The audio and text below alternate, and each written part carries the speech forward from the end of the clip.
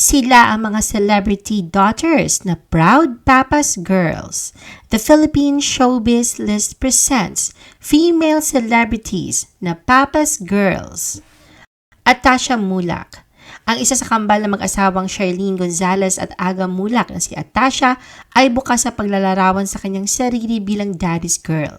Katunayan sa pagpasok niya sa showbiz, isa ang ama niyang si Aga sa nangunang sumuporta sa kanya na bagamat naroon daw ang pag-aalinlangan nito nung una, sa huli ay hinayaan siya nitong lumipad at tuparin ang mga pangarap. Sa kanyang social media post ay hayagan din si Atasha sa pagpaparamdam ng pagmamahal kay Aga at kung gaano siya ka-proud na ito ang kanyang ama. Noong lamang buwan ng Agosto, nang ipagdiwang ni Aga ang kanyang kaarawan at hindi nakaligtaan ni Atasha na batiin ang ama. Sa kanyang Instagram post, ibinahagi niya ang kanilang throwback photos at sweet conversations na siyang nagpapakita ng closeness nilang dalawa. Niligipan niya ito ng heartfelt caption bilang pagpupugay sa kabutihan ng ama. Sara Geronimo. Hindi kaila sa lahat na mas malapit si Sara sa kanyang daddy Delphine. Noong nagpakasal siya kay Mateo Gudicelli ay wala itong violent reaction at tahimik lang nitong tinanggap ang desisyon ng anak na mag-asawa na. Katunayan ang maging isang mang-aawit ay pangarap din ng kanyang ama at naipasa ito sa kay Sara. Bagamat magpahanggang ngayon ay hindi pa din naaayos ni Sara ang relasyon niya sa mga magulang, bukas siya sa pagpapahayag ng pagmamahal sa mga ito, lalo na sa ama na tinuturing niya na kanyang habang buhay. Sa kanyang 20th anniversary concert noong May 2023, nag-iwan siya ng mensahe sa kanyang daddy Delphine. Ayon kay Sara, ang ama ang nagsanay sa kanya kung saan ay kinailangan niyang bumangon ng maaga upang mag-ensayo. Ito din anya nagturo sa kanya na maging malakas, matatag, lalong-lalo na sa pagharap sa laban ng buhay. Lahad niya, Tatay Delphine, mahal na mahal na mahal na mahal na mahal kita. Para sa iyo, Tay, I love you, Daddy. Kalakip nito ang kantang Habang May Buhay na inaalay niya sa ama. Kim Chiu. Dahil sa komplikadong sitwasyon ng kanyang pamilya, aminado si Kim na lumaki siya na laging wala ang ama. Hindi rin sekreto na nagkalamat ang kanilang relasyon. Sa kabila nito ay nahanap naman nila ang daan pabalik sa isa't isa at naayos ang gusot ng nakaraan at nariyan ang pagbawi sa mga nasayang nilang panahon. Sa isang interview noon, sinabi ni Kim na sa kabila ng pagkakaroon niya ng maraming kapatid sa ama, naging responsable umano ang kanyang ama sa lahat ng naging pamilya nito. Kahit na lumaki silang magkapatid na walang father figure, ay hindi naman daw sila nagtanim ng sama ng loob rito.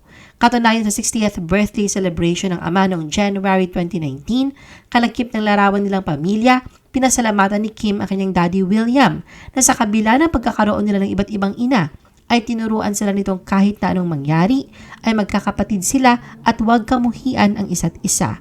Lahad pa ni Kim na alam nilang ginagawa ng ama ang lahat upang mapaglapit silang magkakapatid at magkakilala.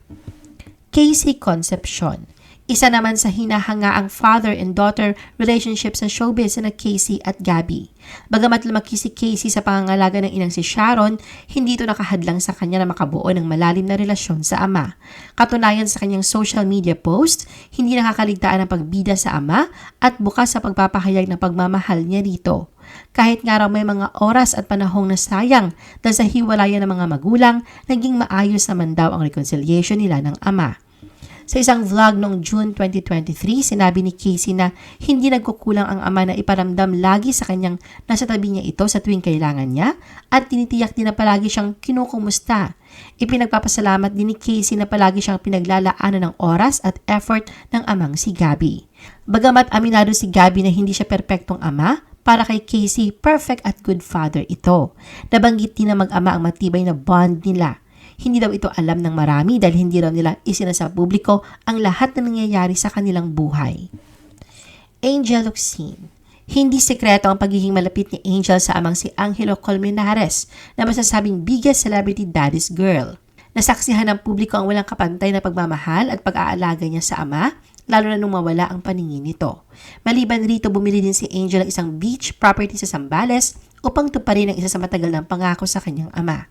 Dahil din sa espesyal nilang ugnayan, ang kanyang asawang si Neil Arce ay nag-propose ng kasal kay Daddy Angelo noong Father's Day ng 2019 bilang paggalang sa kanya bilang father-in-law. Ann Curtis. Nauwi man sa hiwalayan ng ilang taong pagsasama ng mga magulang ni Anne, nanatili namang magkaibigan ang mga ito. Katunayan maliban sa closeness niya sa ina, hindi lihim kung gaano kamahal ni Anne ang kanyang British father na si James Ernest Curtis Smith. Kahit busy si Anne sa kanyang showbiz commitments at sa buhay bilang isang ina at asawa, naroon pa din ang paglalaan niya ng oras sa ama. Katunayan sa kanyang social media posts, makikita ang pagbibida niya sa ama na tinatawag niya na kanyang gentle giant. Mula simula, palagi din anyang nandyan ang ama upang suportahan siya sa pagtupad ng kanyang mga pangarap at naniniwalang siya ang best singer in the world. Juliana Gomez. Ang unika iha ng mag-asawang Richard Gomez at Lucy Torres ay wala namang dudang certified daddy's girl. Like father, like daughter nga ang dalawa dahil bukod sa palitan nila ng sweet messages sa isa't isa, nariyan din ang pagkahilig nila sa sports tulad ng fencing. Dahil rin sa buong suporta at tiwalang binibigay ng ama ay lalong nahasa at pinag-iigihan ni Juliana ang fencing. Sa isang panayam ay naibahagi ni Juliana ang kasiyahan, lalo na sa tuwing nakaka-eskrimahan ng ama at naging saksi din ito sa kanyang panalo at tagumpay. Ang ama din anya ang kanyang iniidolo at inspirasyon sa pagsabak sa larangang ito. Heart Evangelista. Bilang bunso sa magkakapatid, hindi maiwasan na katuon ang atensyon ng mga magulang ni Heart sa kanya, partikular na kanyang amang si Reynaldo Evangelista Ungpauco, isang Chinese-Filipino restaurant magnate. Kahit na aminadong may pagka-protective ang ama at sa kabila ng naging alitan nila noon, ay hindi naman ikinaila ni Heart na always daddy's girl siya. Sa kanyang social media post, mapapansin ang palagian niyang pagpapahayag ng pagmamahal at pagbibigay pugay rito. Kalakip ang mga throwback photos nilang magkasama, lalo na nung kabataan niya. Kahit na pribadong tao ang ama at ilag sa harap ng kamera, ay nakukumbinsi pa din ito ni Heart na sumama sa kanyang YouTube vlog kung saan ay makikita rito ang kanilang bonding moment na pagluluto. At kahit na busy sa trabaho, ay sinisigurado niya ang magkaroon ng quality time silang mag-ama. Catherine Bernardo. Bagamat hindi masyadong nakikita ang ama ni Catherine na si Teodoro Teddy Bernardo na isang doktor sa kanyang social media post, hindi naman sekreto ang magandang relasyon ng mag-ama. Sa isang YouTube vlog ni Kath noong 2020 kung saan ay nagsagawa siya ng one-on-one interview kasama ang ama, ay kapansin-pansin ang pagiging malapit ng mga ito sa isa't isa. Dahil nga sa bunso si Kath sa apat na magkapatid, naroon ang pag-iingat sa kanya ng ama. Hindi tinanggi ni Mr. Bernardo na nakaramdam siya ng takot ng aminin sa kanya ni Kath na may boyfriend na ito, pero napanatag naman daw ang loob niya nang makita niyang marespeto si Daniel Padilla. Maxine Magalona. Certified daddy's girl naman ang pangalan ng mag-asawang Pia at namayapang master rapper na si Francis M. Bukas sa publiko ang malalim na samahang nabuo ng mag-ama, kaya ganoon na lang ang sakit na naramdaman ni Maxine sa pamamaalam ni Francis M. Ganoon pa man sa kabila ng nangyari ay hindi nawala ang presensya ng ama sa bawat yugto ng kanyang buhay at pinagpatuloy na buhayin ang alaala nito sa pamamagitan ng musikang naiwan. Katunayan, nung ikasal si Maxine, binigyang pugay niya ang ama kung saan ginamit niyang wedding march ang kanta nitong Girl Be Mine. Sa loob ng mahigit isang dekadang pagkawala ng ama, ay hindi nga nakaligtaan ni Maxine na pasalamatan ito at saliwain ang kanilang samahan. At sa gitna ng issue ngayon, patungkol sa pagkakaroon di umano ng love child ni Francis, tila hindi nagbago ang pagtingin ni Maxine sa ama kung saan ay buong pagmamalaki niyang binida na siya ay forever daddy's girl. Sa kanyang Instagram post, ibinahagi niya ang throwback video kasama ang ama na may nakasulat na Daddy's Girl Maxine. Makikita ang nagra-rap si Francis para kay Maxine habang nagda-drive ng sasakyan. Maririnig sa freestyle rap nito ang linyang, "Look at Maxine, she's breaking out into a smile. She's trying to laugh, she's trying to get out of this because she can't beat the one and only Francis." Katabi naman si Maxine na aliw sa ginagawa ng kanyang ama.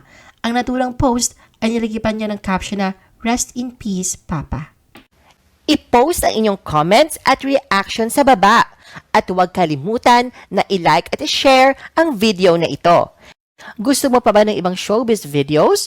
Panoorin ang aming iba pang top viewed videos. Para sa aming mga YouTube viewers, pumunta lang sa description ng video na ito o i-click ang link sa itaas ng screen. Para naman sa mga Facebook viewers, ay maaari ninyong hanapin ang mga link sa comment section ng video. I-follow nyo din kami sa Facebook at mag-subscribe sa aming YouTube channel. Thanks for watching!